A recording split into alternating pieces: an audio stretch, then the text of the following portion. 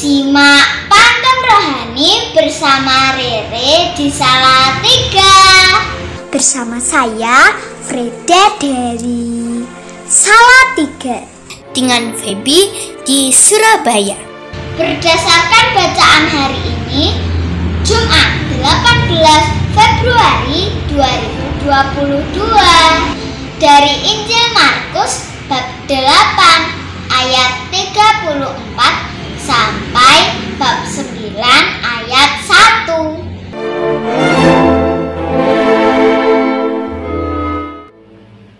Setiap orang yang mau mengikut aku, ia harus menyangkal dirinya, memikul salibnya, dan mengikut aku. Bapak, Ibu, Saudara-saudari yang dikasihi Tuhan, menyangkal berarti berkata tidak atau bukan. Menyangkal diri berarti tidak mengikuti nafsu atau keinginan diri. Bukan kepentingan diri kita yang kita utamakan, melainkan kepentingan atau kehendak Tuhan yang kita utamakan. Sebagaimana Yesus ketika berdoa di Taman Getsemani, "Ya Bapakku, jikalau sekiranya mungkin, biarlah cawan ini berlalu daripadaku, tetapi janganlah seperti yang ku kehendaki, melainkan seperti yang Engkau kehendaki." Seorang pastor, bruder, ataupun suster adalah sebuah contoh penyangkalan diri. Tentu pada mulanya mereka pun mungkin seperti kebanyakan orang, mereka juga ingin hidup berkeluarga. Akan tetapi kemudian mereka mengesampingkan keinginan pribadi mereka ketika mereka menerima panggilan Tuhan. Kita pun harus belajar untuk menyangkal diri, yaitu dengan kita mengikuti kehendak Tuhan. Bagaimana kita tahu apa kehendak Tuhan bagi diri kita? Tentunya dengan kita selalu berkomunikasi dan berdoa kepada Tuhan.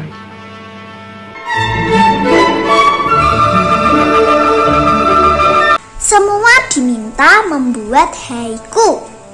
Bagi yang tak tahu, silakan bertanya. Siapapun yang mau mengikuti aku harus sangkal diri dan pikul salibnya.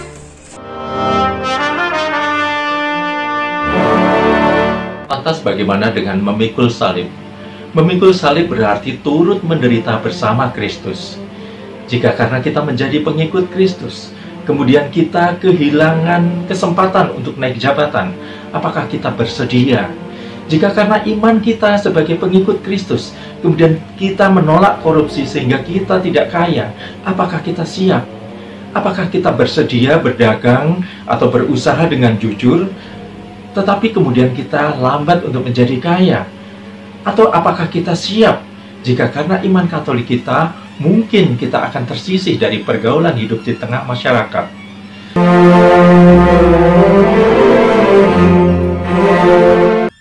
Dari dulu suka mengejek Xenia, tapi mengapa sekarang membelinya?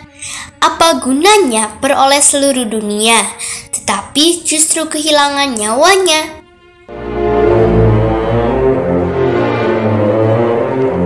Bapak, Ibu, Saudara-saudari yang dikasihi Tuhan, marilah kita mengenang bagaimana Tuhan Yesus rela menderita demi kita, bagaimana Dia memikul salibnya, kemudian disiksa dan wafat di kayu salib di Bukit Golgota. Semua itu Dia lakukan untuk kita, untuk menebus dosa-dosa kita, demi keselamatan kita. Tidakkah sekarang kita rela sedikit menderita di dalam namanya? Tetapi penderitaan yang karena kita mengikut Dia, bukan penderitaan karena keteledoran ataupun kesalahan atau perbuatan kita sendiri.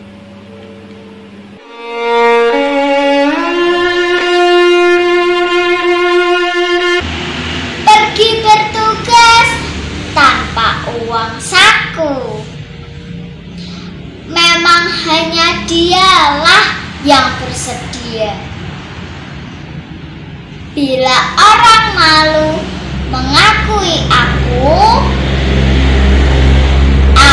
pun tidak akan mengakui dia.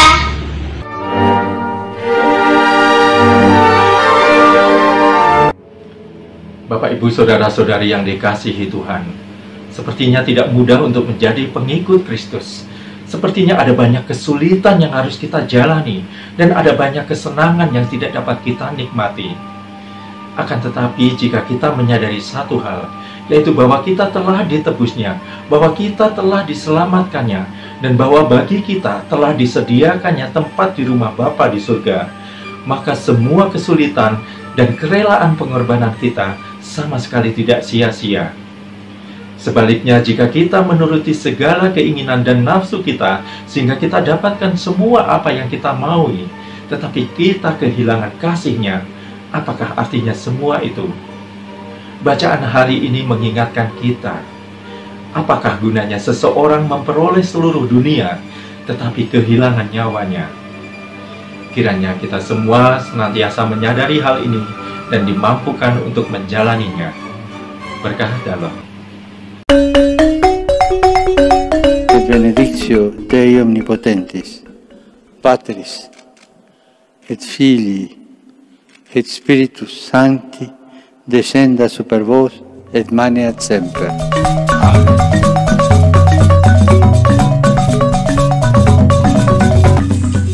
Semangat pagi! Bagi setiap pengikut Yesus, salib bukanlah hal penting, melainkan sebuah keharusan. Salam Seroja. Berkah dalam. Terima kasih, dadah.